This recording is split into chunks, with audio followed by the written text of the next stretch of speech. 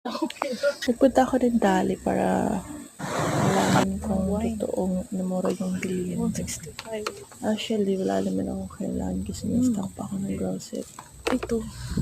Pero, nakita ko tong wine.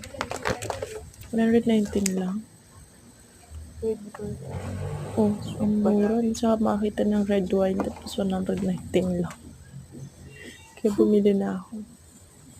Hindi naman kasi ako umiinom. Pero dahil New Year, resolution is mag-inom. Ano na kasi to?